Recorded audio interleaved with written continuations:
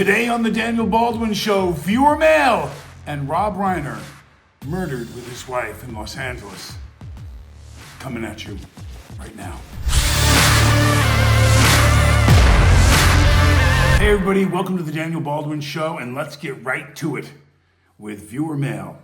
Roma DiCardo of Miami, Florida asks, "Hi Daniel, my husband and I love your show. Thank you very much. We watch every episode. Can you tell us what you know about this new report on the high number of terrorists that are now living in the U.S.? Actually, I have to tell you, Roma, I was pretty familiar with this report. Familiar with it before it came out. So let me read to you some statistical information, which I think will alarm a lot of people if you don't know this already.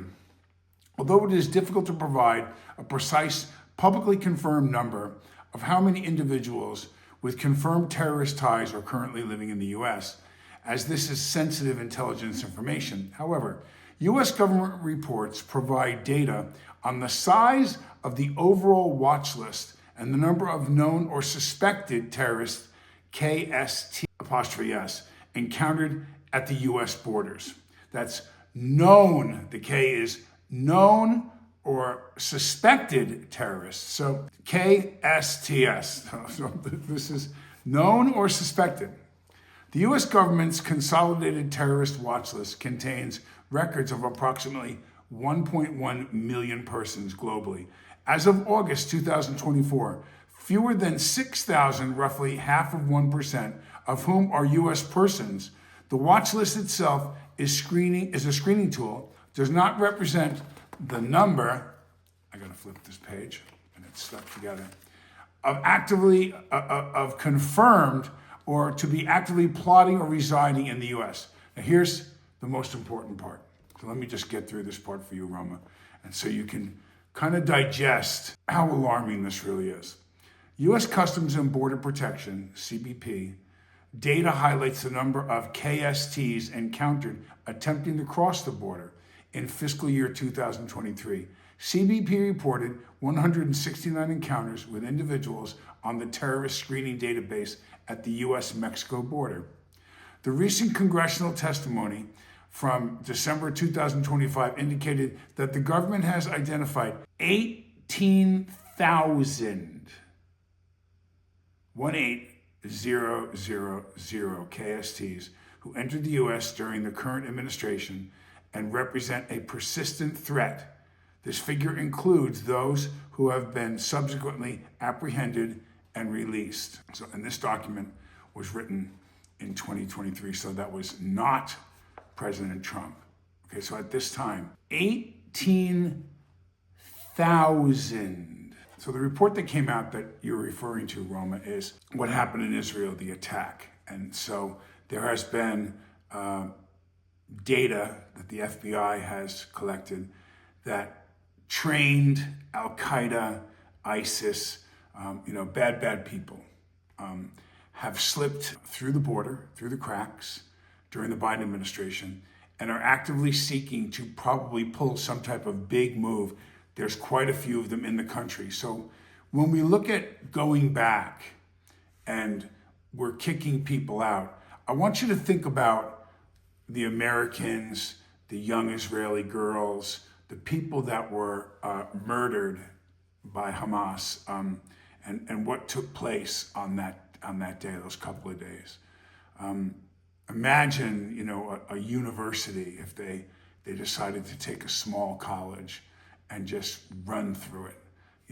Imagine the thousands of deaths of our children that could happen if they coordinated such an effort. Remember, they can do a lot of things. They're an organization and they're in our country. And we have people complaining. And this is hard for me because I'm about to do a show on Rob Reiner. They have people complaining about how things are being done. And, this guy's a hardworking family man. Why would we? Ooh, my collar's up. I could feel my collar was up in the back. Thank goodness you can't see it. How do you evict someone that's been here for 5 years, 10 years already, and he's doing this, he's doing that? But listen, I've always used this analogy, this story. Imagine that, you talk about when your kids are going to have a party in high school and they crash it. Kids from 4 other high schools come, and I mean, they're breaking your house up. It's become overrun. Police have been called, and they're kicking people out, and it's just a drunk fest around your property. But your house gets wrecked. And then there's the sad story, a few times a year we hear about the kid that had a gun, or we hear about the kid that had the gun out and the cops shot him, or we hear about, the kid that was targeted because he was black and he got unjustifiably shot. And these situations happen where they end in bad ways for a variety of reasons. Race, prejudice, misfortune, bad timing. They did something that they had it coming. There's lots of reasons. But if we're gonna have a rule that you're invited to the party, and if you're not invited, you can't come in, and it's the same with the country.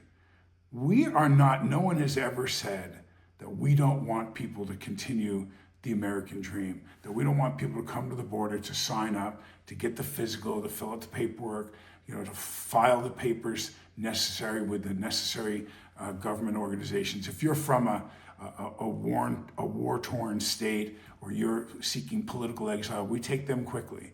You might have to substantiate a few things that justifies why we're taking you without going through the process. But I've always said, I had a nanny who was our housekeeper in LA. And, she came, her husband came, they had their children, they raised them in LA. She was on the books and worked really, really hard. And she left El Salvador because of the conditions of the government before Bukele obviously cleaned everything up. But, she talked about how honored she was to be able to be here and have this opportunity. We want millions of every one of those that want to come, that are going to file their paperwork and do things the right way. We have never said, my family came over. We can go all the way back to the Mayflower, but they came over, and the ones that followed them from Ireland and England and Scotland all went to Ellis Island and went through the New York system and filed and did all the things that they had to do to become American citizens. And they had to wait, and the papers came through, and the government approved it, and you were issued a social security number, and all these great things. And then suddenly, you were eligible for a lot of things. It's the ones that came over knowing, I don't care if it was 10 years ago and they're working at the factory doing a great job and raising their kids up. You knew when you came. You knew that you had to duck INS people. You knew you didn't want to get pulled over in your car because you were afraid without a green card you were going to get chucked out. But you knew you did the wrong thing. You knew you didn't come. You knew you skipped a bunch of other people. What do I tell my nanny and their family? What do I say to them when we look at what's going on now and the border is wide open during the Biden administration and 20 million illegals come? A lot from Latin America, quite a few. So what do I tell her, being a Latina herself, and say, you guys really, I guess you don't have to do that anymore. The hard work that you went through, the interviews, all the time she took to register her children and just all the red tape, all the stuff to do it right. And that day that you get to put your hand up and you get to swear yourself in and you're an American. That'd be an amazing day for her and her husband and her family. You can't cut the corner. You can't cheat. You can't cheat. We're saying, please come, but come through the front door, fill out the paperwork, and get approved, and do it the right way, do it the legit way. That's not what's going on here. So now we're looking at people that have terrorist affiliations, and again, that's scary to think criminals are coming in here, terrorists are coming in here, and we're not even sure where they are, because when they came in during the gold rush Biden era, we can't track all of them down. We've got suspects. We're slowly but surely putting it together, but a lot of people got to go. Everybody that came in illegal has to go. They got to go. You got to go back out. This is monopoly. Do not pass go. Do not collect $200. Go to jail. That's it. So we've set up programs where they can come in and they can turn themselves in and they can be peacefully guided out of the country. We didn't say you couldn't come back. We just said there's a way you have to do it. Just like the party. If you're not invited, if you don't check out at the door on the guest list, you don't get to come. So if that was your house being overrun, you'd call the police and you'd want it done. Our country's being overrun. It's being overrun, period. So I don't care who's president. Every single one of them. I could play you tape after tape after tape of Clinton, of Hillary, Barack Obama, Bush, all of them talking about immigration. Immigration, because it sounds so good when you're running. This is our country and we're going to protect our citizens and we're going to protect them from getting money and Social Security and illegal, health care and blah, blah. I mean, Biden was paying them, flying them in, busting them in, sending them off to certain key districts where he wanted them to vote Democrat in elections to come. That's what that was about. So they're going to get the boot. They're going to be kicked out. A lot of people that have been here for a while might get kicked out. And guess what? If you didn't come in legally, you got to go. Listen, we're talking about citizenship and all the benefits that taxpayers, honest people like you and I, are paying the bill for. So if you get a ticket and you don't take care of it, they suspend your license. You might not be able to make it work. You might not be able to make it to work. You might not be able to get your kid to whatever they have to go to. But you did the illegal thing that got the ticket, and you didn't address the ticket and show up in court to take care of it. Now this is a consequence of the stuff you did irresponsibly. Same here. Same thing with the citizenship and being illegal. You are going to cheat the system, you're going to get caught, and you're going to pay. Now the terrorists and people like that, we're well aware that who they are, who a lot of them are. We got to shake them down. We got to chase them down. Wiretaps and cell phones and lots of ways that they catch them now. Word of mouth, informants. But they're going. We're going to get rid of them. I pray to God, I really do. I pray to God that nothing terrible happens, because as I've told you in the past, as I said, who was going to win the election, that he was going to win all 7 states, that there will be violence, there will be the deployment. I said before Trump was elected, I said 6 months before Trump was elected, he's going to get elected, he's going to win all 7 states that are up for grabs, supposedly. And there's going to be deployment of National Guardsmen in multiple cities, and it's going to get violent, which I'm sad that all of that was true, but I actually told you that. And it's not over yet. It's not over yet. You're going to see people that have been praised and elected for many, many years. All of it's going to come out now. All of it's going to come out over who lied, who did terrible things, indictments. People's reputations are going to be ruined. High-ranking people. You think the tip of the iceberg has been shown with all the misdirection about the Epstein files and blah, blah. That's the least of some of these people's worries with the murder and the things that they've done. So I pray for them all. I hope that somehow God can forgive some of these men and women who misled millions and millions and millions, hundreds of millions of people around the world that believed what they said was true, that believed who they said they were was true. It's gonna get ugly. But once a fire burns and you finally contain it, it takes time to actually put it all out. And this is gonna be like that. We haven't seen the full fire yet, not yet.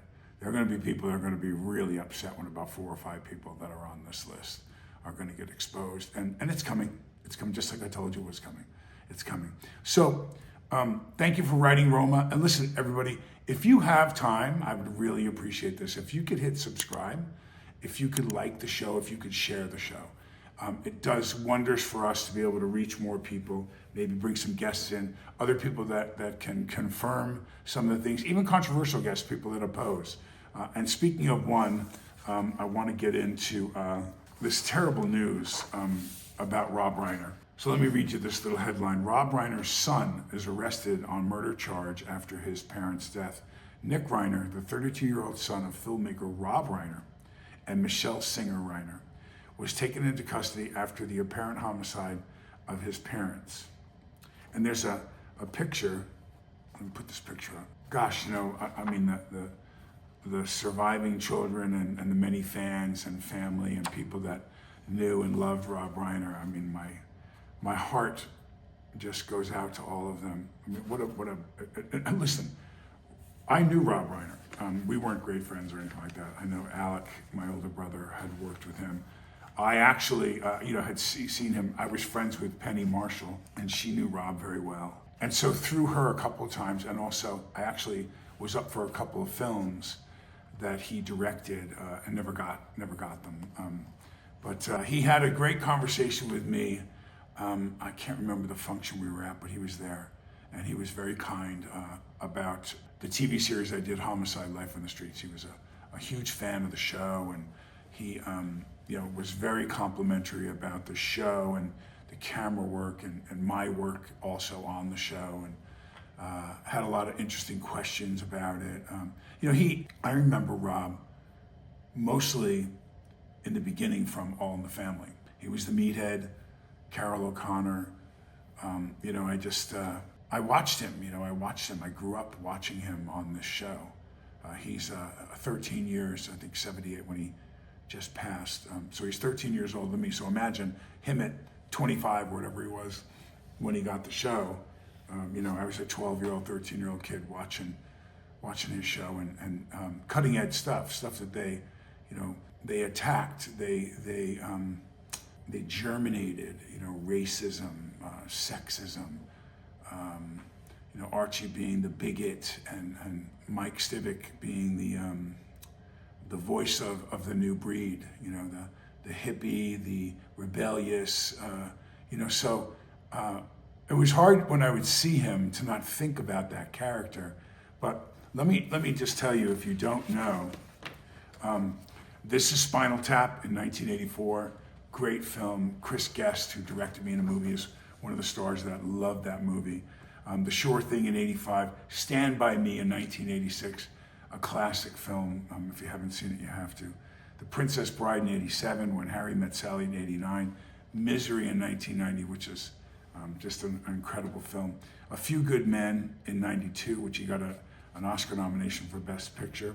And then The American President in 95, Flipped in 2010, Spinal Tap 2, The End Continues in 2025. So I guess that's coming out, but it just came out. Rob and I didn't agree politically, although we didn't really speak much about our politics.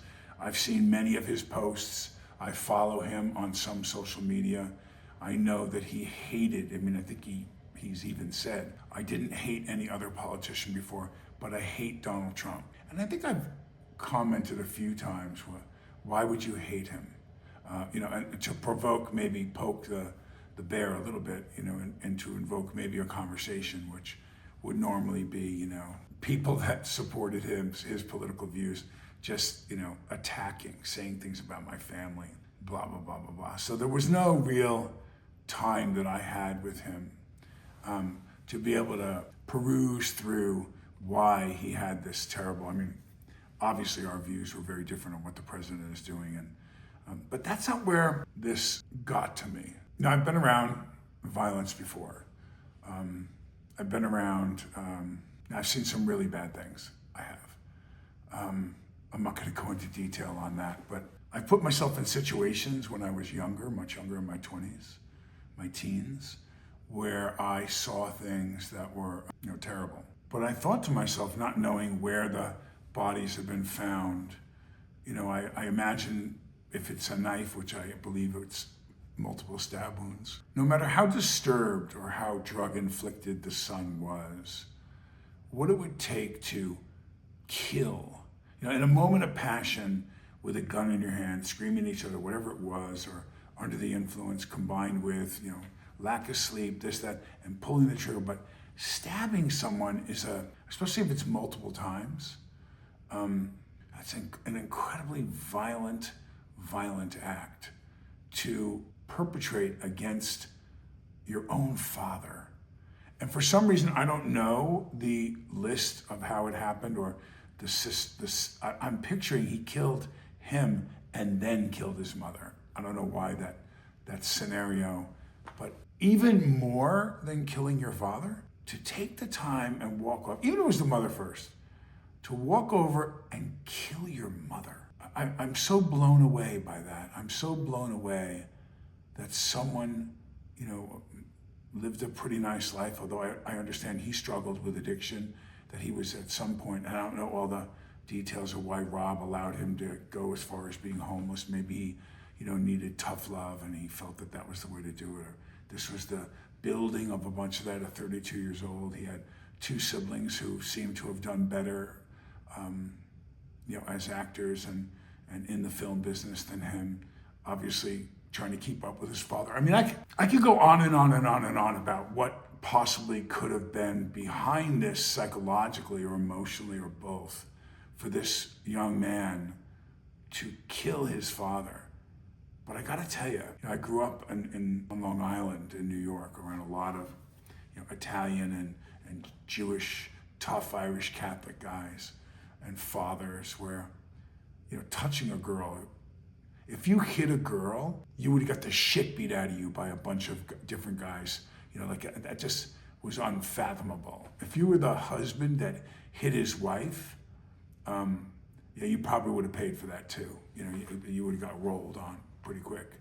To kill your mother, like I said, I still just can't. I can't even imagine.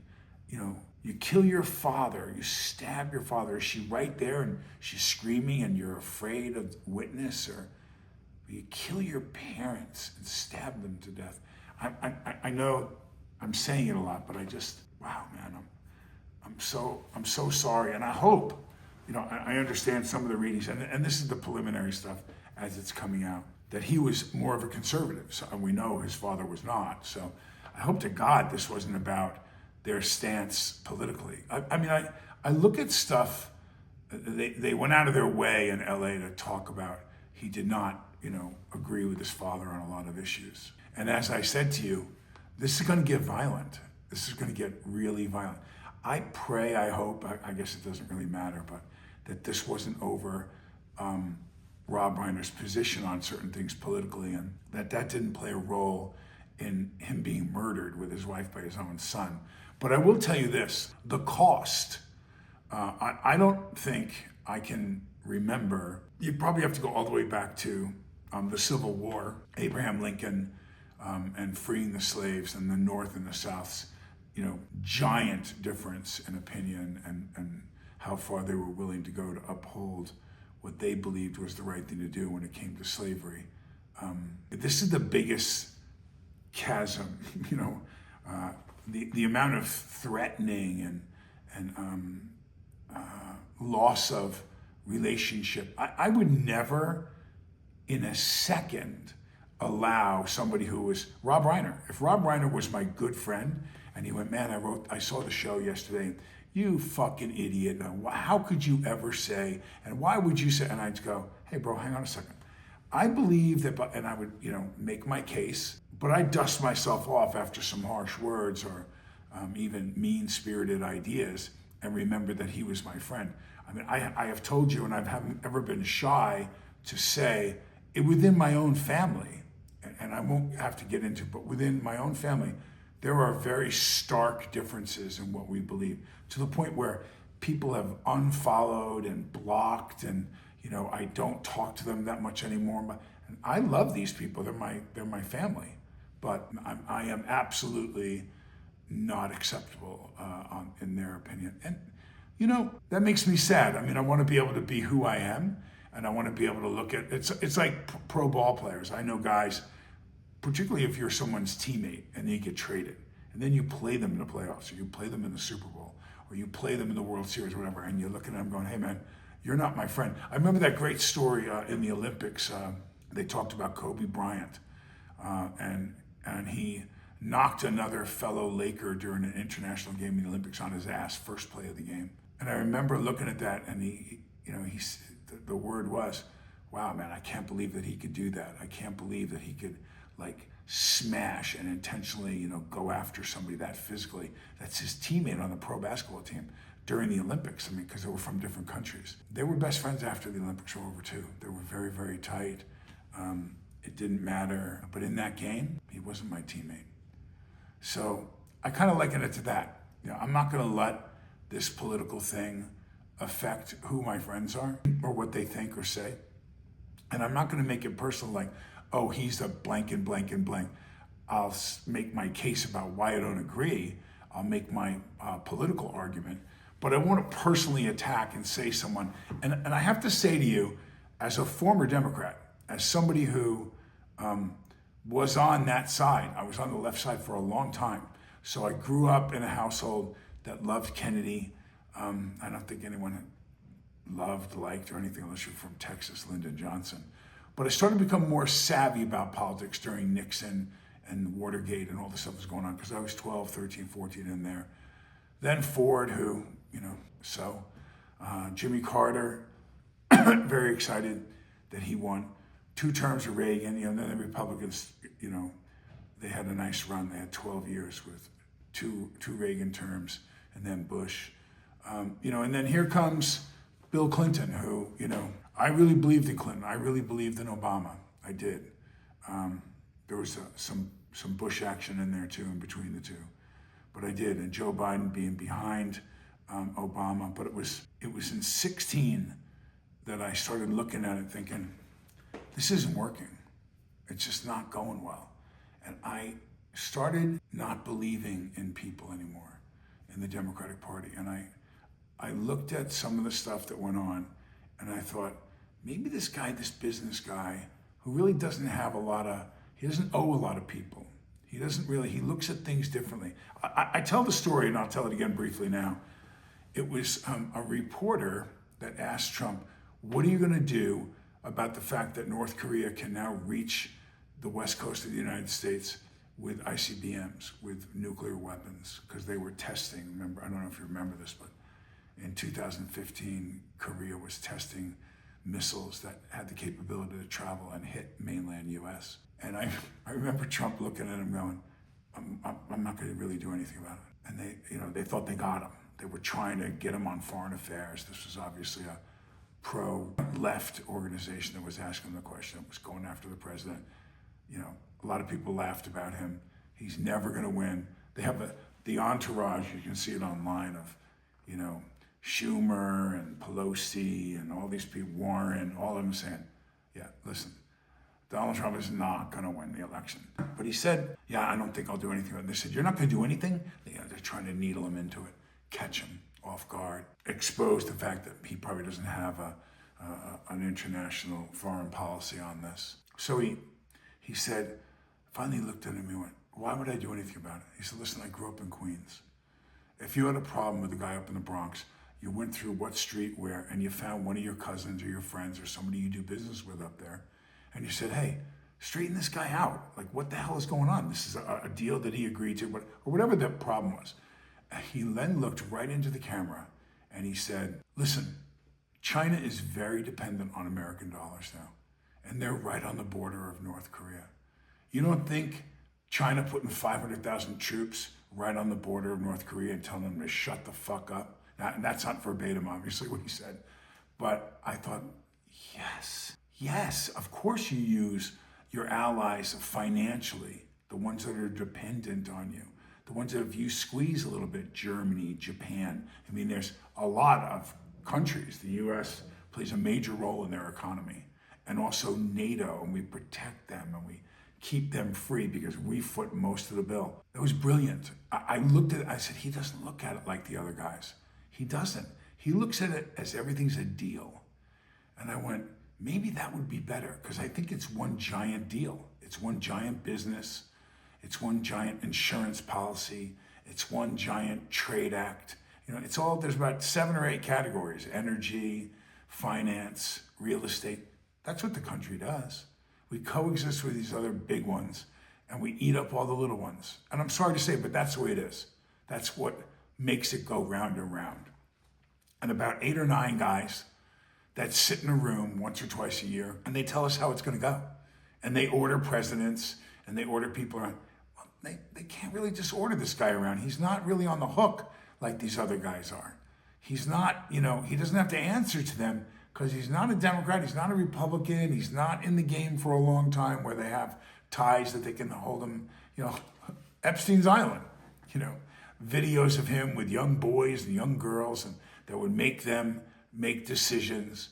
And so I watched the machine go around, and I thought, maybe this is the change we need. And you know what? I was right. 2020, I think he probably won the election. We can argue for a million years over the results and so on. Russiagate, Russia hoax, Russia this, that was all bullshit. And people, heads are gonna fall People are going to get crushed by this Russia thing. This is not even the first full year of Trump. Wait till the end of next year. By then, you're going to know people's names, what they did, how they lied, where they lied. People are rolling over to testify against a number of political giants.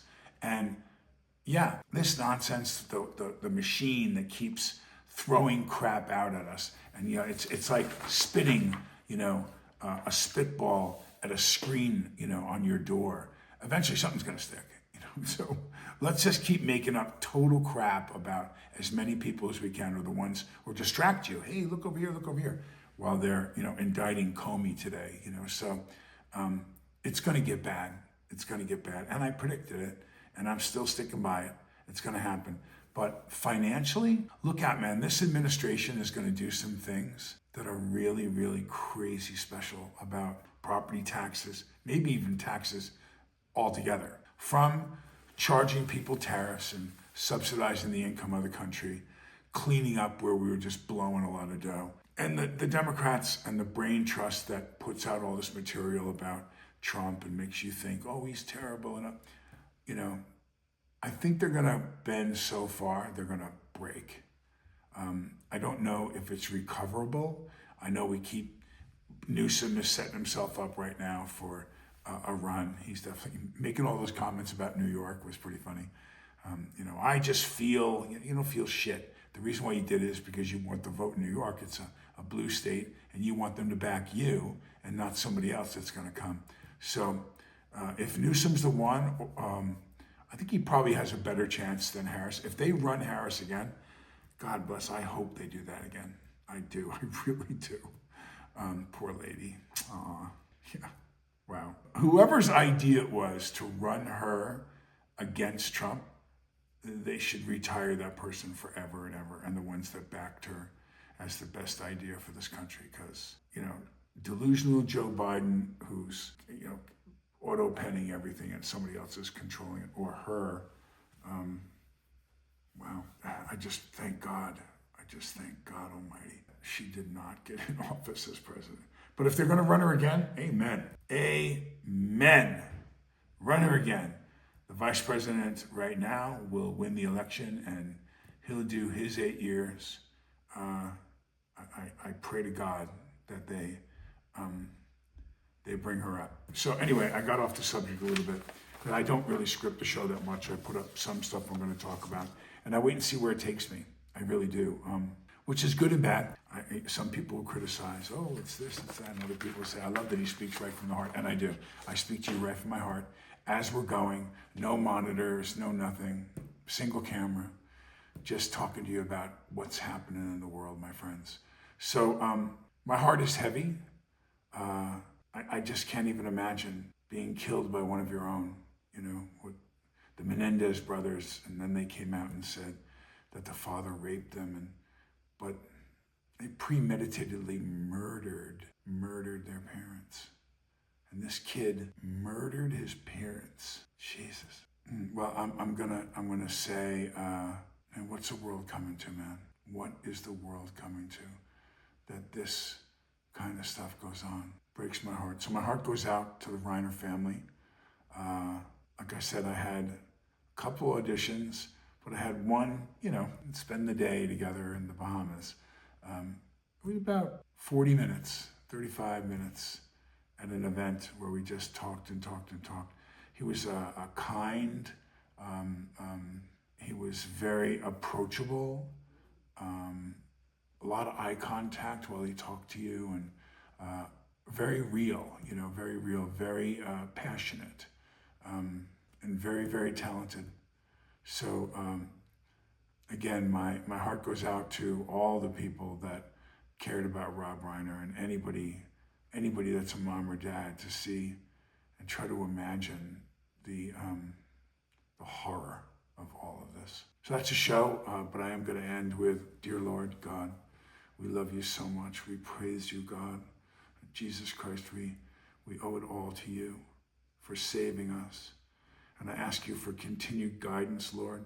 And I ask you for your great hand of grace for all those that knew Rob Reiner and his wife and his family, and for his children, including Nick. God, I don't know even what to ask for except for peace and forgiveness for this boy, for whatever drove him to do this terrible act, and for everyone out there right now in our country, that as we bubble and we percolate more over political and financial and all this stuff, that it doesn't really matter. Do you think, Lord, that we could try to heal now? We could try to heal this country, God. God, I hope so. I hope that's your will, and I hope people follow your way, Lord. In your name we pray, amen. I look at a lot of terrible things that happen, and I think, what could possibly come of them? What could happen? And what jumps out right away about Rob Reiner to me is how far left he was. And no matter, one of the things that really bothers me is watching, and I've made some comments to people who are on, if you will, my side, the right side, the Republican side. But how dare you write terrible things? I saw things like, good, he had it coming, or, now we're done with him. Or, this was a human being. This was a man, a father, an entertainer, a husband. He was Jewish. He believed in different things than I did, but he had faith. There's zero, no matter what he was about politically, no matter what he was outspoken about, no matter what I think his own faith would say about him hating anyone and publicly saying he hated the president. None of that is an excuse for anyone writing terrible things on social media about his death, this terrible tragedy. So, yeah, you're not going to get me, even though I'm definitely a guy on the right, you're not going to get me to participate or believe in or not denounce any of those types of things they're going. So knock it off. Just stop. You didn't like him, that's okay. You didn't like his views, and for me, it wasn't a matter of not liking him. I didn't agree with him. That's okay. There's lots of people I don't agree with. I don't agree with a whole bunch of my own family. Doesn't mean I don't love them. Doesn't mean that I don't care about them. So yeah, stop the terrible things. It just makes you look like an asshole when you write something like that. The only thing that I can say is that you write down stuff like that, watch out for karma. Watch out for karma, man. Because karma will come and get you. Karma will come and get you.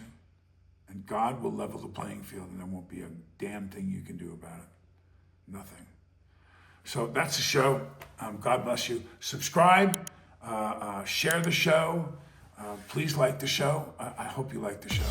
And I will talk to you in a few days. God bless you.